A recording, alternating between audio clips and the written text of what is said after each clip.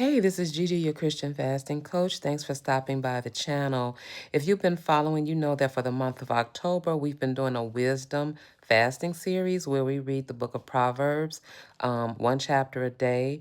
And so the last 3 days, October 5th, 6th, and 7th, we've been talking about or reading about warning against adultery, warning against the adulterous woman, and obviously, both men and women commit adultery, so we won't get hung up in the adulterous woman.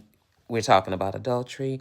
And like I said, I would be remiss if I didn't just give a few of my thoughts about the reason that for 3 consecutive days is this warning against adultery and how people get snared into committing adultery by someone's looks or by, their manipulative words or, lust of the eyes and lust of the flesh.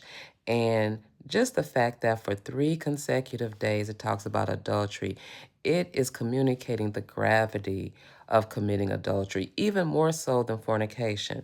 We know that fornication is a sin and it's punishable even by death. But the Bible doesn't talk about fornication in this same way that it talks about adultery. Fornication is anything, is sex outside of marriage, and that's understood as a sin. But adultery is a much higher level because marriage is a covenant, and God does not play about covenants. He's a covenant keeping God.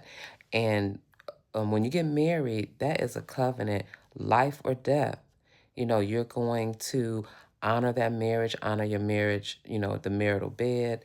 And when you break that, as we saw in chapters 5, 6, and 7, it repeatedly talked about it leads to death. It leads to death. It leads to death. It leads to destruction. And, obviously, most of the time, this is a spiritual death. Whereas, you just don't necessarily drop dead. You commit adultery and drop dead. Even though if I have time, I'll do a story time. I have 2 incidences of people that literally committed adultery and dropped dead, but that's a different story. But I want to just come and just, like I said, I would be remiss not to just mention that the last 3 days is talking very, very strongly about not committing adultery and not putting yourself in the position to be tempted.